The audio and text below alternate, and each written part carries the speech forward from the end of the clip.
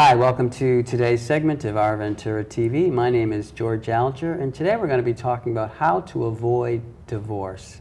And our guest expert is an author, and the author is John Sterling Kinross, who wrote How to Bulletproof Your Marriage, or for the more provocative title, it's How Your Husband Screws You in Divorce. Good titles there, John. John, what inspired you to write this? Well, I'm a forensic accountant, CPA, who testifies in court in divorce cases and other cases. And over a period of 20 years, I noticed a tendency, and that was most women who go into court were totally unprepared for what's happening. And that goes back well from the day that they were married, even before they were married. They weren't prepared for an eventuality. And of course, you want to prevent divorce. So there's many things you should be doing before, during the marriage. And if you're unlucky, well, the book will tell you how to deal with that too. All right. So of course, just to comment on the title, obviously this occurs and it's true, but it also goes the other way around too. Haven't you seen that? Yes, I testify on both sides, of course, and there's anecdotal evidence of the odd male who gets really shafted by the wife. But that's not the general case I found. The general case was wives are just totally unprepared. They go into marriage expecting love and happiness and everything else that goes with it, and then it starts to fall apart. It's liable to fall apart. And do you know what the main source of trouble is in a marriage? Money? Money. Yeah. It's the finances. It's it's not just how much money do you have, but what you're doing with it, what's out there, how do you conjoin your assets. It's the whole thing. So my focus in my book was to empower women to take charge of their marital estate, know exactly what's going on and have control over it. Even when you have an earning spouse who has a business, how do I control that? Easy.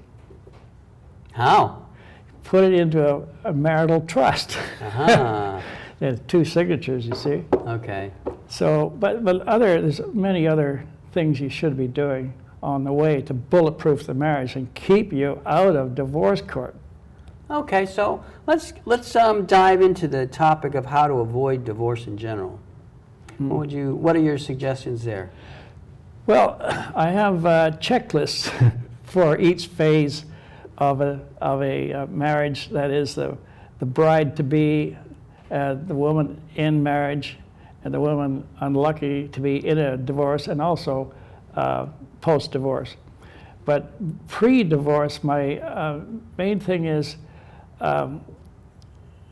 two factors. One, have a list of all your assets going into the marriage. That's your separate property. That could be very important later on. And secondly, you should have an idea of how you're going to run the marriage. And I have a little checklist on that. Wow. Informal pre-marriage checklist, like where we're going to live, should we discuss the children's religion, what about separate vacations? What about vacations with my lady friends? That's for the lady, of course. Right. And how do we manage the day-to-day expenses of the house? Who does that? Do we have a joint account? We must have life insurance. We must have a feeling of how the marriage is going to work before you even get to the altar. Yeah, okay, so this sounds like very practical advice for actually a guy or a girl. Yeah, well, it's about the third how-to book I've written, so it was easy to say, okay, how do you do this? Let's figure out what you should be doing, and so on. Wow, okay, now, in terms of trying to avoid divorce, I see how sort of understanding how you guys are going to work together can work towards that. would you say that there are things that can help you even avoid getting into a relationship that may ultimately not work out? In other words, you know, of course, when you meet someone, you fall in love, it just seems like everything could be perfect, but you know, the reality can change. So do you have a checklist that might help to guide a woman or a man towards ensuring that there's, you know, I don't know, mutual opportunity to work together for an extended period of time? Yes, those are through the stories of courtroom stories. I tell lessons from each one, you see, and then they end up in the checklist, the pre-marriage checklist. You've got to tick off this. You must have life insurance, you know, this sort of thing. In fact, I always say you should have marriage insurance. And what's marriage insurance? It's to organize the marriage so that the marriage is totally bulletproof. And that is, as I said, you've got to work out, first of all, before you get to the altar, how is this all going to work? And make sure that both sides have equal control over the assets and over the decisions and the power to execute their decisions. You see, that's very important. This is the empowerment of the woman that is so important because of the many poor ladies I saw getting not getting their fair share in the court. They had no idea what was out there or how to control it. They had no control over it.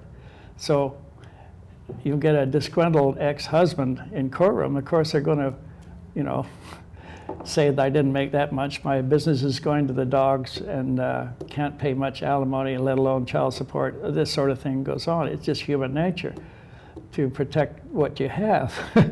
So you've got, so the woman has to figure out how to make the marriage so rock solid and so expensive that it's completely bulletproof, that man and wife are an equal and partners with equal power over everything, over all decision making and over all marital assets and over everything.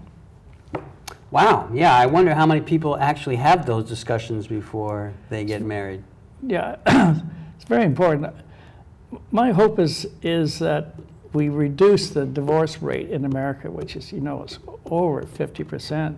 So it's so much heartbreak, not only on the man and woman, but all the kids, you see. So we've got to reduce it. And so I think if women take the lead and put in place all these things, they can make marriage so solid that it will be impossible to break, you see. Now, would you suggest that women take the lead because they have been, in your experience, at a greater disadvantage, or perhaps you have found that they're just more interested in you know, communicating issues that maybe guys don't think as much about? I think, well, first of all, it's one of the weaknesses of women. They trust you, you know, so they go into a marriage trusting everything is going to be fine. They trust their partner, and why should we worry about anything? Because we can all work things out together. But that's walking into a dark closet. You know? That's why I say it's all got to be measured out beforehand, and the woman has to take the initiative in making sure her half or her part of the marital estate is under her control. And men never think of this. They think, well, if I'm the earning spouse, I'm supposed to take the lead here and I'll make all the decisions. Well, there's two people in this marriage partnership, and each are contributing equally when you think about it. Okay, so you mentioned some things that could occur before you even get married. All right, so that's great, and things that should be controlled while you're getting married. I think you mentioned earlier, though, that there was a checklist you had for people after divorce. Did I hear that correct? Yes, it's more like a discussion. Ah, okay. I said, in fact, I say in the book, wait a minute, we don't have a checklist for post-divorce, but let's talk about it. And the basic thing is two things. One, get out there and start a new life. Well, three things. First, cut down your expenses. Your lifestyle is going to drop. Secondly, get out there, join organizations like Bridge Club or Wine Club or any sort of desperation group, and get out there, meet people, and put in your very good frame of mind. And the other thing is, you have some very important information. You've been divorced. You've gone through a lot.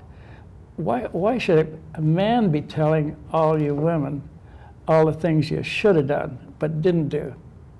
All you divorcees you know, so you've got to spread your knowledge amongst your associates and your, your granddaughters and your daughters and so on to make sure that what you went through does not happen to them. Well said. I'm curious, because of your unique experience of having worked as an expert witness on these kind of cases for these decades, has it, I mean, I would think you might come away with a sort of bitter viewpoint in marriage, but it doesn't come across at all. How do you feel it's impacted you? Well, it's impacted me in that I see unfairness, which has to be rectified. Mm-hmm. And so what can we do about it? What can we do to reduce the terrible divorce rate in America? You know, so hence, and I used to tell these stories to a tax client who happened to be a publisher, and she said, "You've got to write a book." So she forced me into it. Great idea. I'm glad she did. So we're out of time, John, but I'm wondering if you can give us a website that viewers can go to for more information. And is there a summating message you'd like to convey to the viewers? Well, to get the website out of the way, it's a bit of a mouthful. It's Kinross Kennedy, no, John Sterling Kinross, sorry, John Sterling Kinross at .com, that's it. Okay. And the message is, be prepared, ladies. Get prepared and decide to do it now, before you're married, or while you're in marriage. You can always sell getting life insurance or forming a marital trust during marriage by saying it's an estate plan. And it's not just divorce that comes up in a marriage. It could be a bankruptcy of the spouse, can draw in all your assets, affect your life. Or it can be the spouse disappears, has Alzheimer's, has a IRS levy.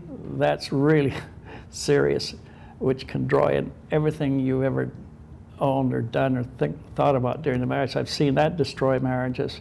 So you've got so many things that could go wrong. You've got to decide to do things now. Thank you very much, John. This is George Alger signing off for this segment of OurVentura TV. Until we meet again.